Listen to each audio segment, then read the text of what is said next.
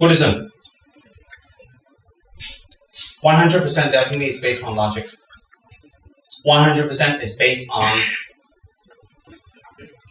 logic that you can examine and you can see and you can understand and you can incorporate into your lives. The crux of Buddhism, or the mainstay of Buddhism, or the real practice of Buddhism, is free from any type of magic and superstition or any type of supernatural things. It may seem supernatural to you because of your culture, the way you were brought up, or your non-familiarity with what is talked about. But actually, in Buddhism, there's nothing that is supernatural. And the reason for that is the main goal of Buddhism is to create enlightened beings or to create enlightened Buddhas. So hence, to create an enlightened being, it's a step-by-step process within your mind and its transformation. That transformation comes about from knowledge and understanding and incorporation of what you have learned.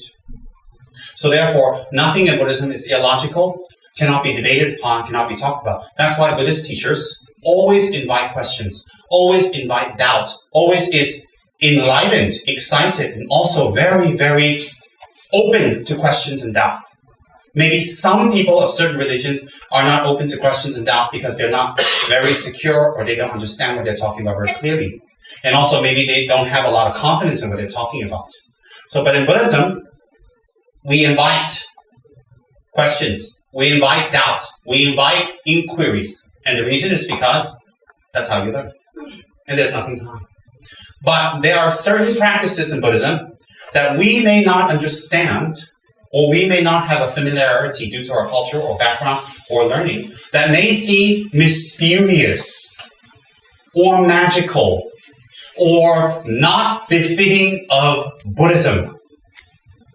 Some of us may think that, and we can think that because we don't have enough knowledge. Now, once you attain a Buddha mind, you attain a Buddha body. Your environment becomes a Buddha field. Your mind is a Buddha mind. Your body is a Buddha body. Your environment is a Buddha field. Hence, the environment of Buddha Vajrayogini is Kichara paradise, or Kichara. So hence, when we become a Buddha, even our environment becomes an enlightened place where other people can enter and receive teachings and transform. So then, when you attain that Buddha body, your body doesn't stay fixed. Your body doesn't stay fixed. It doesn't stay solid. It does not have to stay a certain form. Your body can take on any form, any color, any number of arms, any gender, any. Your body can take on.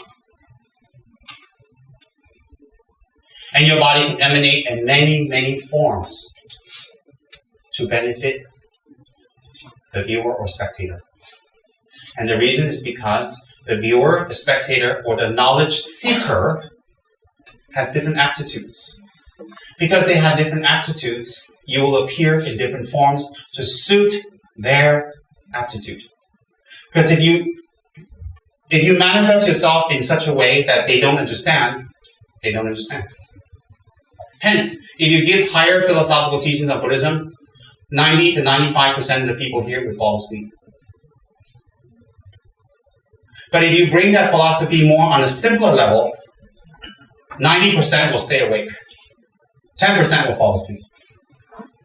Now, what happens is hence the many forms of a Buddha is specifically directed or emanated to benefit and to help that particular set of beings at that time and at that place.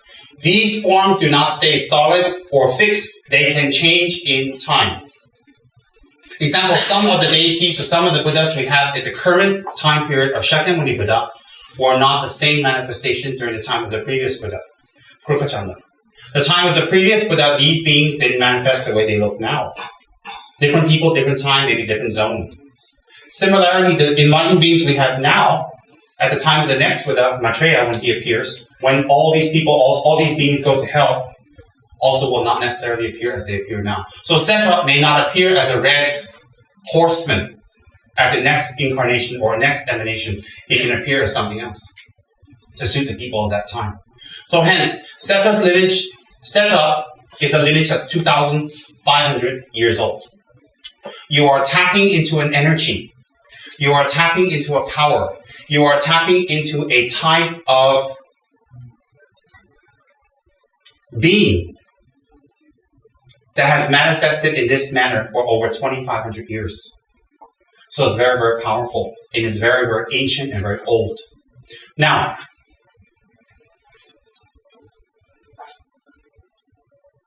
when Lord Buddha gave teachings, there were a multitude of beings. There were men and women, there were princesses, there were normal people, there were gods, there were demons, there were spirits, there were nagas. All beings of all manner came. And during Buddha's teachings, some actually meditated and gained some attainments. Some changed their ways. Some even took oaths during Buddha's talk, because the Buddha's talk transformed their minds completely. So what happened? And there were some people whose minds were not transformed. There were some people, yes, it's possible, that were not transformed. They don't have the karma to receive. Now,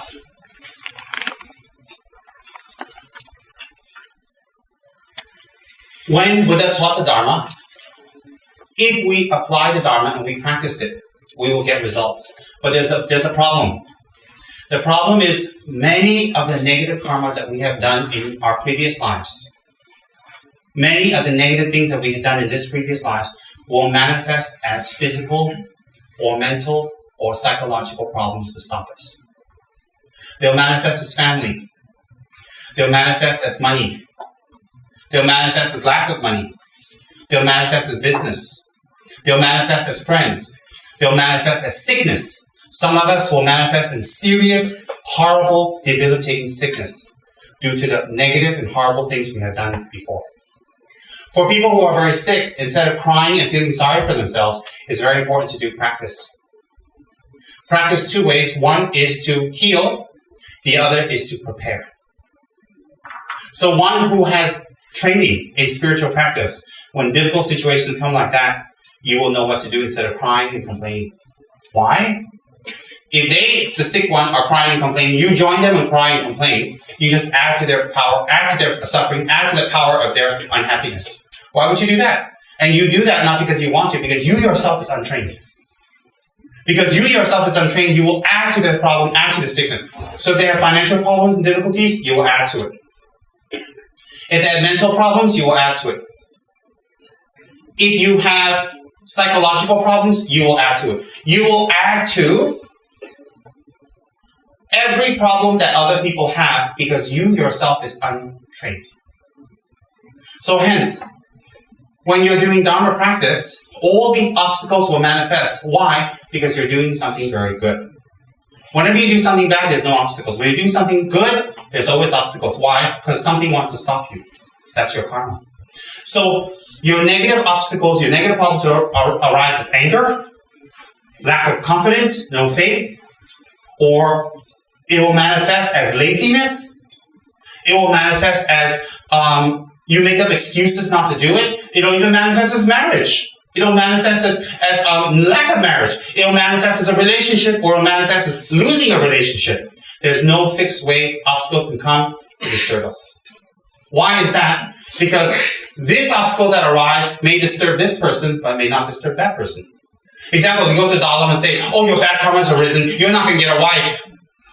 The Dalai Lama is going to be like, so? I don't get a wife, no big deal.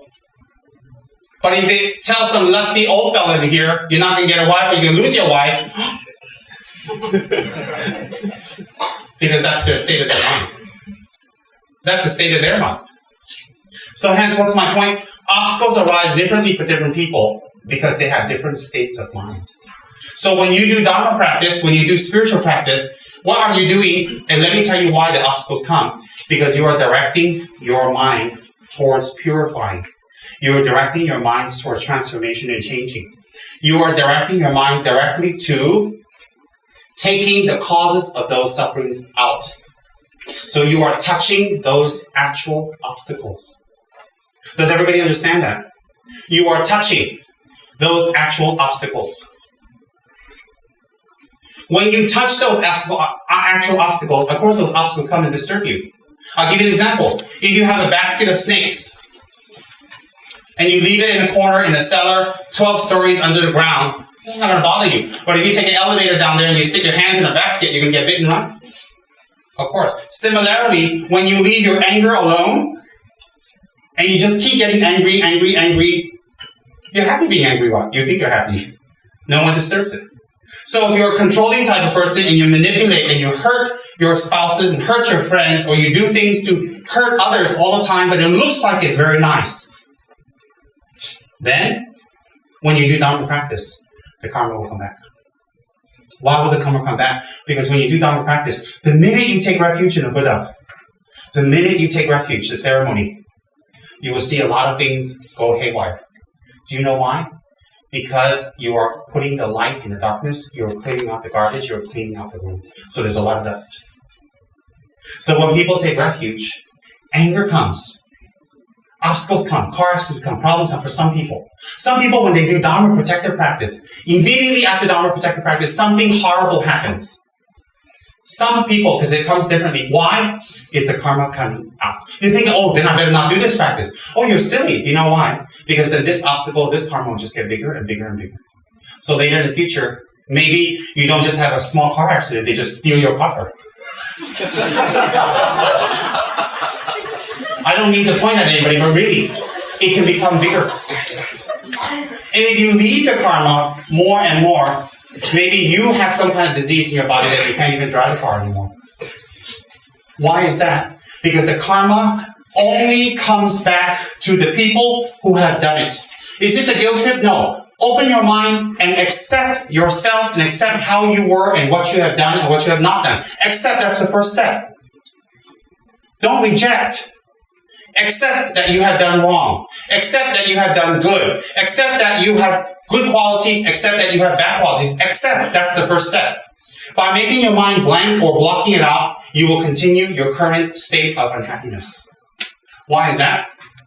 Because you block out the remedy. Like a leukemia patient who doesn't listen to the doctor, you block out the remedy.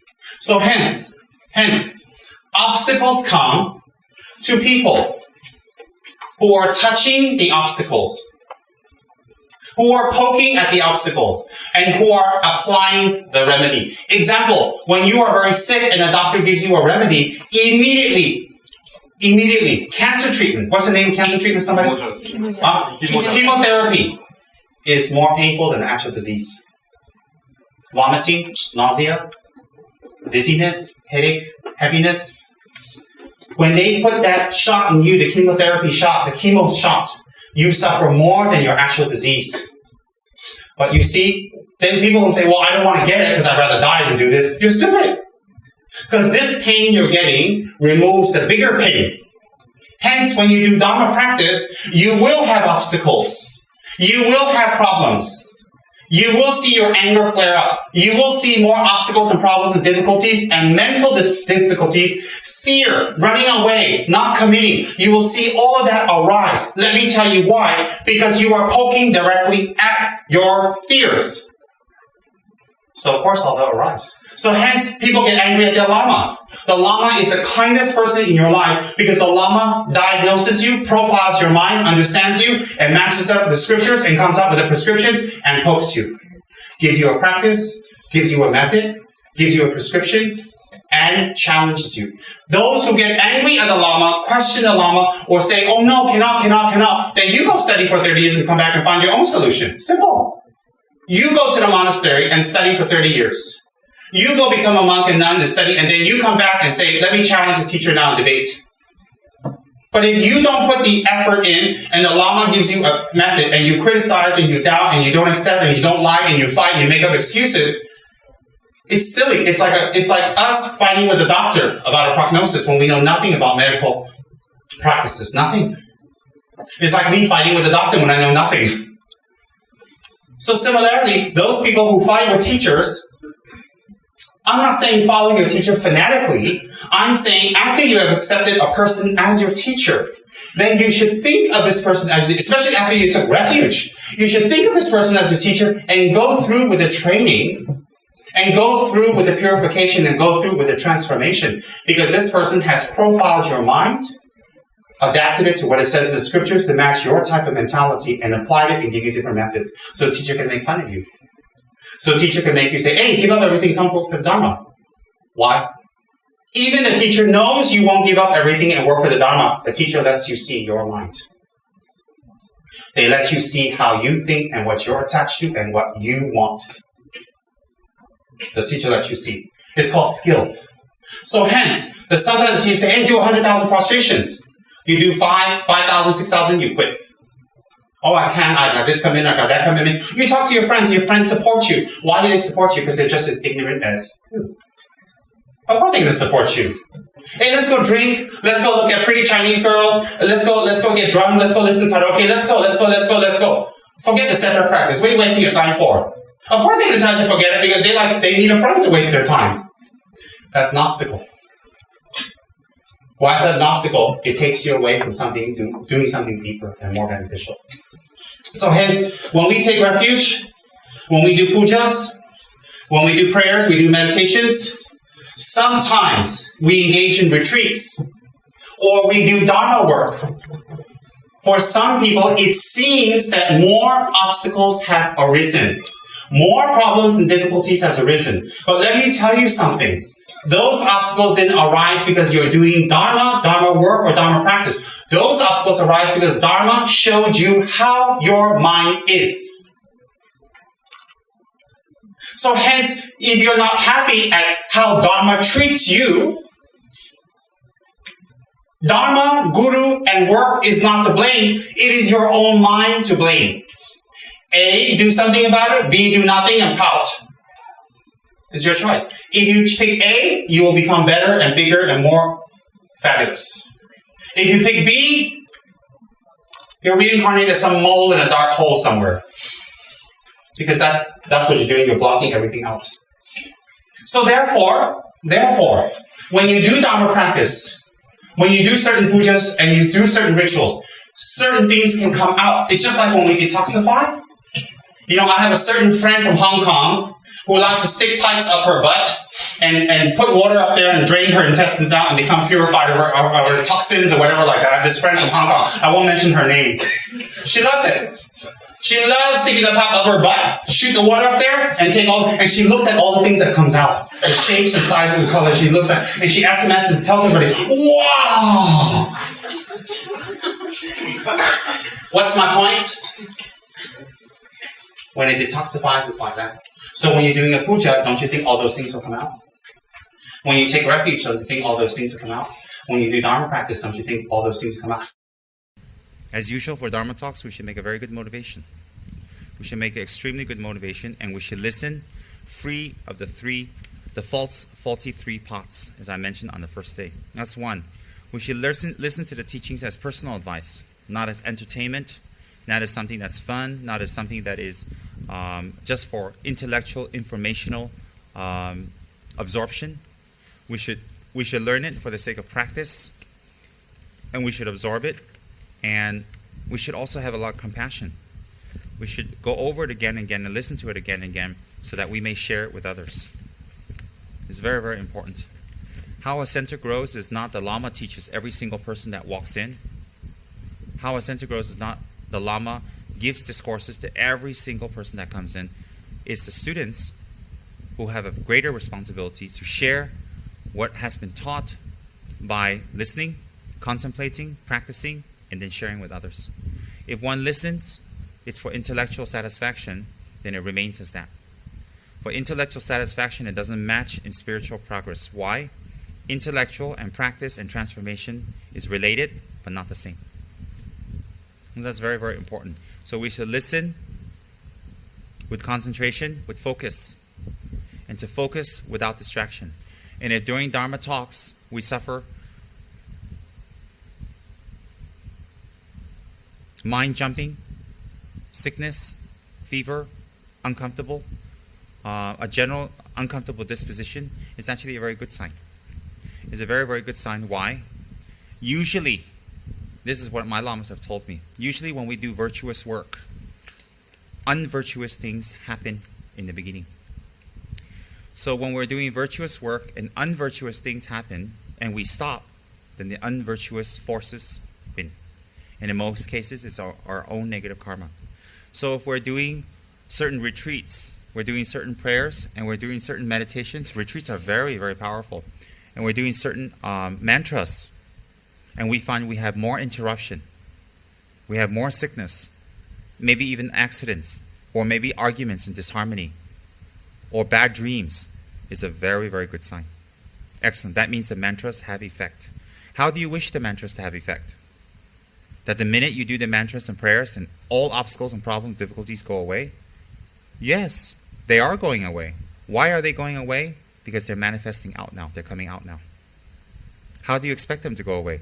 The mantra and the results of our negative karma, when they meet, our practice, our mantras, our refuge, invoking the three jewels, when they meet, how do you expect it to dissolve the negative karma? It's the positive forces you have joined with the negative forces must come out. I'll give you an example. If we're going to go to another country that has meningitis or dengue fever, and we go for inoculation, they're giving us a little bit of the disease so that our immune system can be built up. So when we go for inoculation, we're going to suffer something of that disease. We're going to get some fevers, some running stomach, some headache, maybe dizziness. We're going to get it. We're going to get that disease, and we're going to feel uncomfortable. But to go for inoculation and not complete it because you felt sick at the first one and you stop, you're ridiculous. Why? Then you let your immune system not have a chance to build up a resistance against disease. And the next time you go for inoculation, you're going to go for a larger and bigger dose. Or sometimes they may not work because your immune system has overcome it. Your immune system has not built up an immune system against it due to the inoculation. Similarly, when we do Dharma practice, new intellectual or people who think they're intellectual or have not studied or have not practiced and have had no experience, the minute they do any type of Dharma practice, whether it's a prostration retreat, we have people in prostration retreats now. In mantra retreat, we have people who are nearly completing 10 million mantras now, at this moment. We have people overseas, such as in Australia, due to our websites, have gotten in contact with us, who have just finished a 500,000 Zambala retreat, according to the instructions I gave them. Via the internet. And they're engaging in a 100,000 water offering retreat. These are people in Australia that I'd never even met. And I have other people, older people in our center, who finished 1 million recitations. I know some other people who finished 1 million recitations in Miktema and have done over 150,000 prostrations daily. And they all have experienced difficulties and problems in the beginning. All. And the thing is, it's like an inoculation. When we start our practice, we actually have to expect difficulties. More than usual. More problems. More confusion. For all of us, the confusion and the difficulty will come to us specialized for ourselves. Example, if we usually have a strong body, or we are really tolerant towards illness and we can take a lot of pain, then if the obstacle comes in the form of sickness, it doesn't affect us. The obstacles will always come in the form that affects us the most. So if losing money is not our big hang-up, and then doing our retreat, we get our money stolen, our purse taken, or our wallet lost, and there's a couple of $100 inside, and we're like, we lost our money. But it's not a big deal for us because we're not attached to money. Then the obstacle will not come in the form of losing money.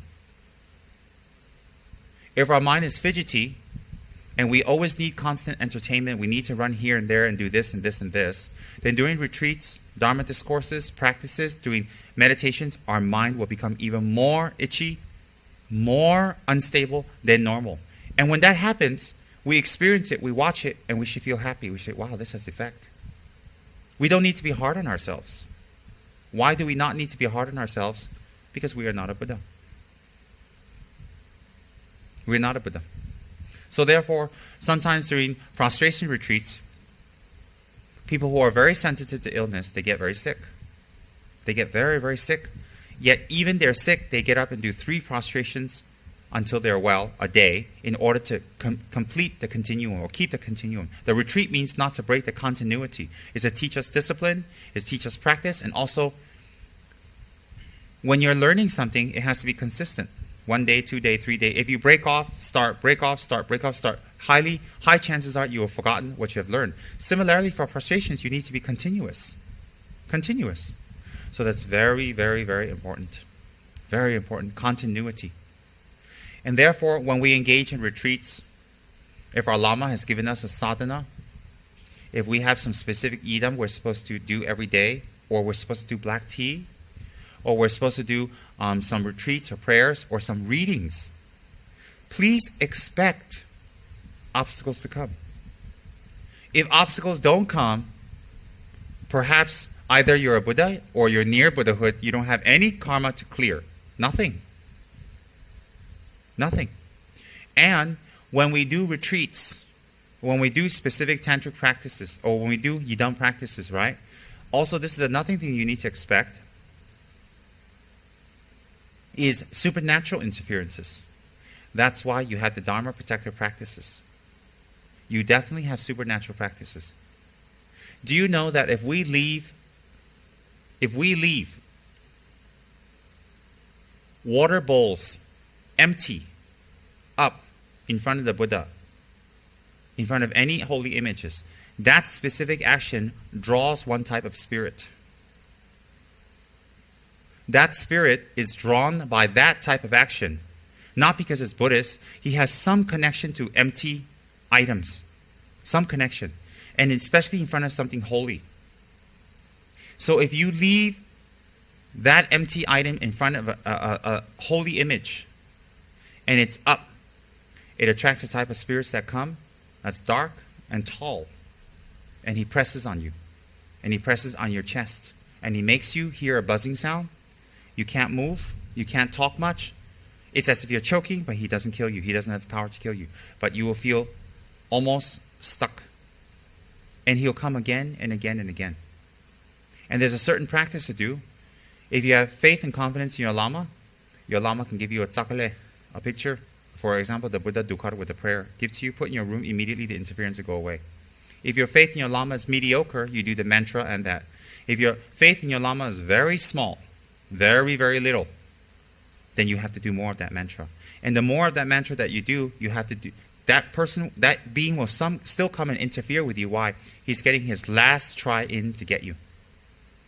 But if you ask, well, we're doing Dharma, how can that happen? How? Hey, kids have cheated parents. Wives have cheated husbands. Husbands have cheated wives.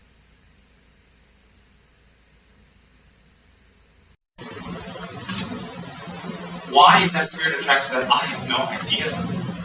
I wasn't around when that spirit initially died and made an evil wish. People, maybe he was disgruntled with something and then he died, committed suicide. I don't know. And then all people who do offerings and stuff, he has jealousy and hatred towards. You say, well, why is it when I make offerings to the Buddha and stuff, then that can happen? It's in front of the Buddha. The Buddha is there. The Buddha is not in front of just a tanka. It's not just in front of statues. All around you if you wish. So why do we do? Why don't ask why a spirit comes when there's an empty water bowl offering in front and it's in front of a Buddha image. Don't ask that. Why is it in front of a Buddha we can gossip? Why is it in front of a Buddha we can think negative thoughts and create lust and jealousy and anger? Why is it we can cheat temples? Why is it we can criticize the monks, and why is it we can criticize our gurus? Why can we do all of that? That's much worse than a spirit. All he does is comes and presses you on the chest for a little while and goes off. But our gossip can be very damaging. So we don't need to think why, because there are things much worse to contemplate on. So when we do Dharma practice, so-called Dharma practice, or engage in so-called Dharma practice, we have to expect obstacles. For how long? How intense? I don't know. That's individual. That's individual. And some people experience terrifying dreams. Anything negative when you engage in Dharma practice is excellent. It's like when you first go to the gym and they give you your workout, you are in mortal pain for weeks. Your muscles are in pain. So what do? Some people stop. They say, I can't take the pain. I know one person that came with me exercise. I took this lady because I used to walk up and down in an apartment in the stairwell because I was in robes and I couldn't run around outside in robes. It looks ridiculous. A bald guy wearing a long yellow dress. I mean, wouldn't that be interesting to drive by? So I walk up and down the stairwell. So I convinced a certain lady to walk with me because she was getting a little heavy too. She's my friend. And she contacted me in the noon and the night always. And her SMSs that time, that's years ago, was, did you eat? You want to go eat?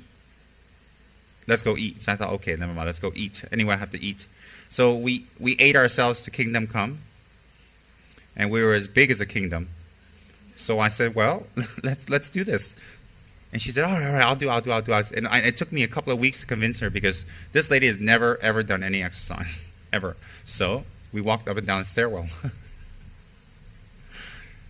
We walked down. She was fine. She goes, this is not too bad. And when we walked up, I mean, it was about 20 flights. I think 1/3 way up. She sat down. She was like, she goes, I hate this.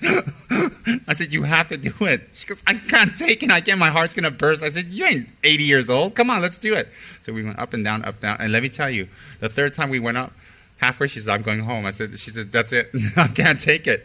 And she went home. And for the next 2 to 3 weeks, she could barely walk. She walked as if she had no knees. She was like, she never, ever joined me. The next time I said, stairwell, she would run. So you want to exercise? She goes, don't talk to me. You want lunch? Call me that? No. She goes, no. I'll do the traditional way. I just cut my food down, which she never did. She's bigger as a boat now still. And she said, no. And it was so funny because she was sweating. She was panting. She was hyperventilating. She was in a stairwell like, and she was not faking it. I mean, she's usually a drama queen, but she wasn't faking it because I was also hyperventilating. And she had so much pain in her legs because she's never ever used those muscles in her life. She never did the exercise again. Ever. And consequently, what happened? She's as big as a boat now. Still. Big as a boat. And, I continue the exercises. And I'm just a raft. Just a little raft, not a boat. So my point is, if for normal things like that, we have pain, of course, during Dharma practice, we're going to have problems. Of course. So when we do Dharma practice and obstacles come, the wrong thing to do is stop. Why is it the wrong thing? Meditation, contemplation, reading, transforming the mind, learning the methods to become a person who has good qualities. Prayer to the 3 jewels who are infallible refuge. How can that bring wrong action or wrong result? Impossible. It is impossible. If you think it's possible, then you put it in the complaint box to Buddha Shakyamuni or His Holiness the Dalai Lama or Trijaramji or Saramji. You write them a letter and say, guess what? Prayer is bad. The mantras bring bad effects. The mantras make me suffer. You'll probably get a letter back saying, that's the right way. Good. So when bad things happen, negative things happen, actually check the level of your mind. At that moment, check your tenacity. At that moment, check your willpower.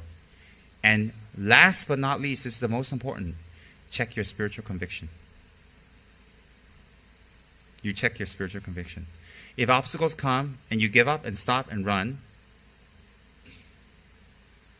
then you say you want to advance in spiritual practice. Your conviction is not there.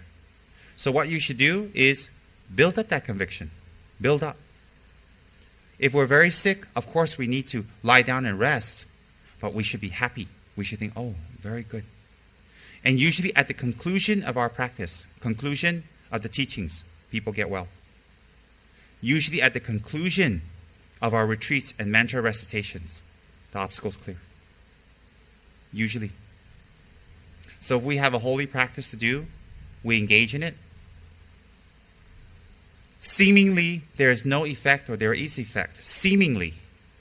But do we have the knowledge to know what the effect should and should not be? Or are we still on a worldly path thinking, oh, if I do this, positive results should come out immediately? Your own perception of positive results. Why isn't purifying one's karma a positive result? Why not? Of course, purifying one's karma is positive results. And then what do you think the purification of karma is? Is that you recite a few mantras and then the negativities that we've committed just goes away? If you have the realization of voidness, then it is like that. You can dissolve your negative karma without having to experience it. If you don't have the experience of voidness, if you're a normal, ordinary level like us, the karma can come out in obstacles, minor obstacles, that build you stronger, or that when the obstacle happens, afterwards, it becomes better. It becomes better. The perennial saying, the sun comes out after the storm. So like that, when we engage in Dharma practice, it's like doing exercises or taking inoculation. We should be very happy when obstacles arise. If we do stop, don't expect the obstacles to stop. Why? It's like not completing your inoculation. We have to think. And don't be the judge of what's good and bad as a result of your spiritual practice. Do not be the judge. Why? Do you know what are the good signs? Do you know what are the bad signs? Do you know what is supposed to happen? Or are you just judging from your own background of limited knowledge of how it should be? Spiritual conviction is through thick and thin. Spiritual conviction is not when things go the way you think it should go, and then you do it. When the things don't go the way you think it should go, you don't do it. That's not spiritual conviction. That's more intellectual or more almost entertainment.